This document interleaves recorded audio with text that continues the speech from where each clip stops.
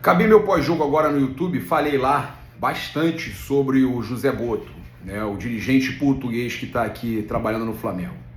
Falei sobre o que ele fez nas últimas semanas, porque aí está além de questão de mudança no time, de substituição, que eu acho que poderia ter tirado o Plata mais cedo no jogo. Aí o Flamengo até jogou melhor no primeiro tempo, no segundo tempo o time piorou depois da saída do Alan, mas eu quero falar especificamente do que esse senhor gerou dentro do Flamengo, o José Boto. Depreciando o valor do jogador, do Pedro, causando toda essa situação. Ele não tem culpa do jornalista ter vazado. Ele falou, fica de papinho torto, passando coisa para um, coisa para outro, cortina de fumaça, aí inventa o Depou, inventou o Depou, passou para jornalista o nome do Depou, inventou o Depou, inventou Ezequiel Barco, aí quando a torcida gostou começou a tentar, vamos tentar, a torcida gostou, vamos tentar. Aí inventa o nome, o verdadeiro que queriam trazer era o Mickey, teve até a aprovação do Felipe Luiz, mas o Mickey irlandês eles queriam, né, que não veio por causa da pressão da torcida. Queriam negociar o Matheus Gonçalves.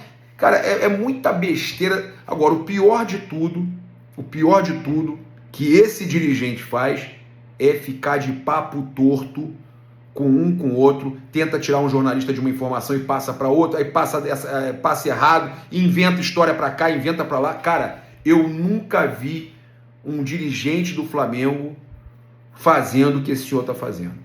E eu nunca vi um cara que fosse tão ruim em contratação. O Flamengo precisa de contratação. O Flamengo, independente de qualquer coisa, o Flamengo nesse momento, o Pedro não vai para o jogo. Eu já falei que por mim tem que recuperar o Pedro também tem que parar com o mimimi, treinar e se colocar em condição para o Felipe botar ele para jogar. Mas tudo isso aí já começa lá no Mundial, quando não jogou contra o Bayern, antes do negócio do Boto. Mas o Boto piorou. O Boto aumentou, jogou óleo nessa fogueira aí, tá? Então a culpa é muito dele. E ao invés de ficar fazendo toda essa palhaçada, ele tinha que contratar. Ao invés de ficar soltando cortina de fumaça, passando informaçãozinha para jornalista para cá, para lá, inventando história. Contratar que é bom, nada, né, seu Boto? Nada, até agora nada. Trouxe o jogador que queria jogar no Flamengo, Jorginho, Danilo. Contratação mesmo foi Juninho, né? E queria trazer o Mickey irlandês. Tá dado o papo. O Flamengo precisa de reforço. Boa noite, pessoal. Boa noite, Felipe. Aqui lá de Dalfogo da Flamengo TV. Felipe, apesar do resultado negativo, queria saber de você o que você enxergou de positivo. Pode ser em relação ao desempenho coletivo e individual também. Bom, é sempre difícil, né? Depois de uma derrota, mas primeiro temos que parabenizar o Santos pela vitória.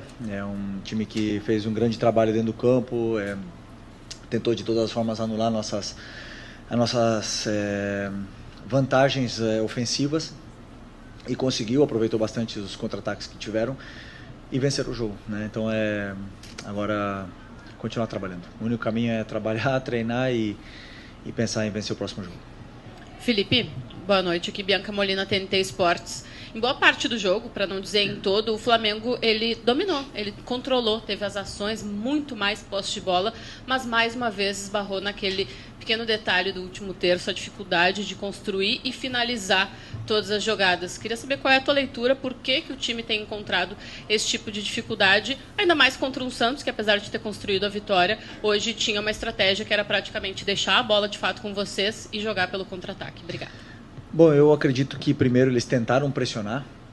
A gente viu no começo do jogo, eles saíram jogando uma também, a gente tentou pressionar, eles conseguiram sair jogando e depois eles tentaram e a gente conseguiu sair muito bem dessa primeira pressão deles e acabamos dominando e defendendo com a bola, né? Tendo a posse, tendo o domínio, e eu concordo contigo onde você fala que no terço final, né, na área do Santos, eu acho que é onde faltou um pouco mais de agressividade, para a gente finalizar as jogadas, um pouco mais de coragem para arriscar mais cruzamentos, para chutar de fora da área ou até mesmo 1 contra 1, num time que estava tão bem defensivamente, né? Um time que está muito bem trabalhado pelo Kleber.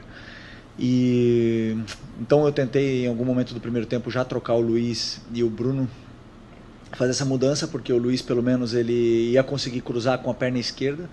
Tentei isso, mas mesmo assim o Santos estava bloqueando bastante nossos movimentos e nossos cruzamentos e as nossas entradas na área, e acabamos que criamos esse volume, mas não conseguimos converter isso em ocasiões, em chances de gol, né? Então agora vamos analisar realmente o que podemos fazer de diferente para poder superar esse tipo de defesa. Felipe aqui, Isabelle Costa do canal Gold. É óbvio que tem um carinho ali por parte de você com o Neymar, até deu para ver muitas movimentações e interações dele com você. Até teve uma hora no gol, não sei, acho que até o momento para você confirmar que depois do gol ele comemora, olha para você e fala, eu falei. Teve alguma coisa nesse sentido de ter provocação entre vocês? E queria saber também se teve alguma estratégia para poder pensada em cima do Neymar, né? Porque a gente sabe que é um jogador letal e que pode acabar com o jogo como fez. Teve alguma estratégia? E queria que você pudesse falar também sobre essa troca que você teve com ele. Bom, um jogador extraordinário, um grande amigo. Ex-companheiro de seleção, tenho uma amizade muito grande, muito boa com ele, e é um privilégio para o futebol brasileiro que ele esteja jogando aqui novamente, né? Uma pena que hoje ele conseguiu decidir o jogo para o Santos, conseguiu...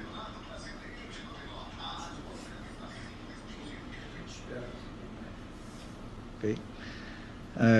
Ele conseguiu decidir o jogo para o Santos, um jogador que é determinante, um jogador que pega a bola e sempre faz alguma coisa, sempre faz uma jogada de perigo, de efeito, ou deixa um companheiro na cara do gol. E esse tipo de jogador, obviamente, que tentamos ter um cuidado especial. Primeiro, não deixar ele ter tempo, que não deixar ele receber, sempre ter gente em cima. Mas ele, claro, é um jogador tão determinante, ele tira sempre o marcador que vem perto, ele tem uma visão de jogo muito boa e acaba sempre colocando o companheiro dele em vantagem, né? Mas, na verdade, o Santos criou mais chances, não foi assim, se não foi com nossas perdas da bola, né?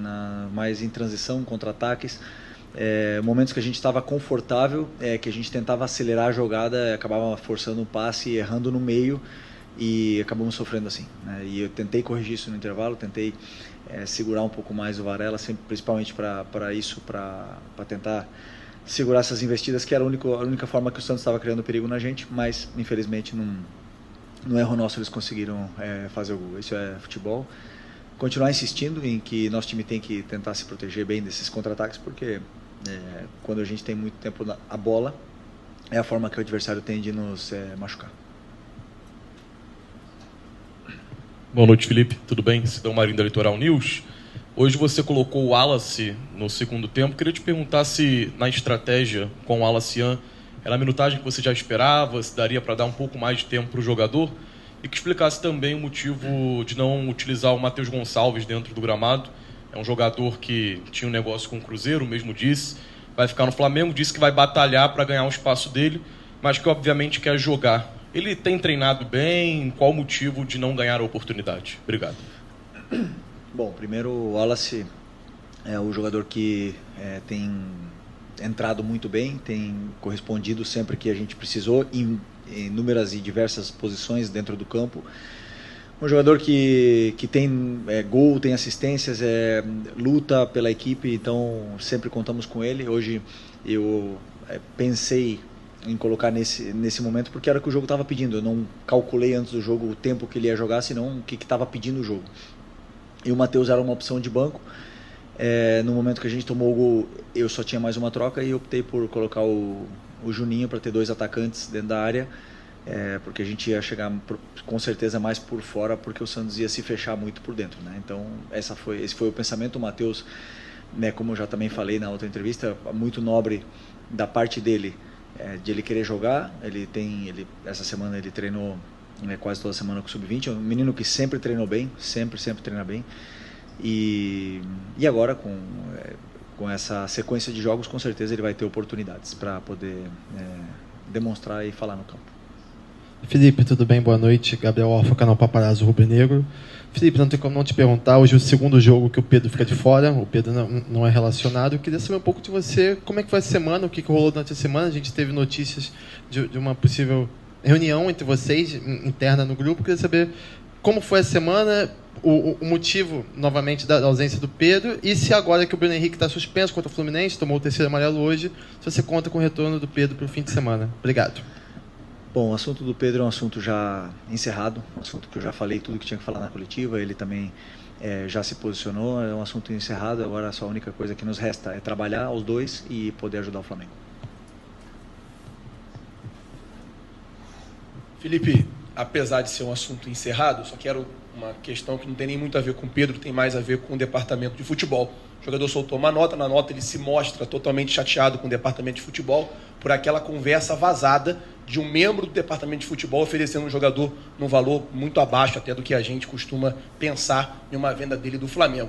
Na sua coletiva do sábado, você sugeriu a ele que ele procurasse os companheiros e pedisse desculpa pelo comportamento dele no treino. Queria saber se você também sugeriu aos membros do departamento de futebol, ou ao membro do departamento de futebol, ou ao chefe do departamento de futebol, que conversasse com o Pedro para tentar resolver essa situação, quem sabe até pedir desculpa para o jogador. Obrigado. Bom, sinto muito, eu repito, né, um assunto do meu caso totalmente encerrado. Prefiro não opinar sobre isso é um assunto para o pessoal da diretoria, para você fazer diretamente para eles. Sobre isso, da minha parte técnica, o que eu falei já está totalmente encerrado. Felipe aqui, tudo bem? Eu queria falar um pouquinho sobre essa sequência agora do Campeonato Brasileiro, olhando um pouco para frente. Essa é só a segunda derrota em 13 jogos, enfim, é um campeonato muito longo. E sempre em entrevista coletiva os treinadores falam, né, da importância de vencer em casa, às vezes o empate fora também é bom, hoje, enfim, acabou sendo uma derrota, mas queria que você falasse um pouco sobre essa sequência, porque agora o Flamengo tem a liderança ameaçada, né, o Cruzeiro joga amanhã, enfim. Queria saber se você fica ali olhando a tabela, fica fazendo conta, tem clássico com o Fluminense, que é o próximo jogo, você como treinador fica observando muito isso, fica se prendendo a isso ou deixa rolar e não olha tanto para a tabela? Não, olhamos os resultados que acontecem, por exemplo, hoje já tem outros jogos, olhamos os outros resultados e vemos como estamos, mas a única coisa que está ao nosso alcance é fazer a nossa parte, né? Então hoje infelizmente não fizemos a nossa parte, é um daqueles jogos onde o adversário conseguiu vencer na sua casa, um jogo que daqueles, infelizmente, né, achávamos que poderíamos conquistar pontos aqui dentro, mas sempre é muito difícil jogar aqui na Vila, num time tão bem treinado e com um jogador tão determinante como o Neymar. Então, esses jogos se entende com que não normal, mas que pode acontecer de você perder algum ponto. Mas o campeonato é muito longo, como você falou, nós temos que rapidamente reerguer e levantar o ânimo, que temos um clássico domingo, um adversário que também vem muito motivado, né, do grande mundial que fez e nunca é fácil jogar contra o Fluminense. Felipe, boa noite. Guilherme Lesnock do Lance. Eu queria que você falasse um pouquinho mais sobre o Neymar. Ele fazia tempo que ele não jogava mais de 80 minutos. Hoje ele jogou quase o tempo inteiro. Você, como você conhece ele de antes, queria que você falasse um pouquinho. O Neymar de hoje pode ser um Neymar na seleção brasileira? Você acredita que as partidas que o Neymar fez, como hoje, pode levar novamente para a seleção brasileira? Uma pergunta mais pessoal, pelo que você conhecer ele. Todo mundo sabe a qualidade que o Neymar tem, o importante que ele é para o nosso futebol. E hoje eu vi o Neymar fisicamente num nível de Série A. A gente via nos duelos, via nas recomposições, até mesmo ele defendendo e pressionando os nossos zagueiros. Coisa que não vinha fazendo antes dessa pausa, né? É claro, normal depois de tanto tempo parado. Acredito que uma lesão tão grave, tão séria como a que ele teve, sempre irá requerer cuidados sobre essa parte muscular e também do joelho dele. Mas é um jogador que, quando está bem, ele faz a diferença.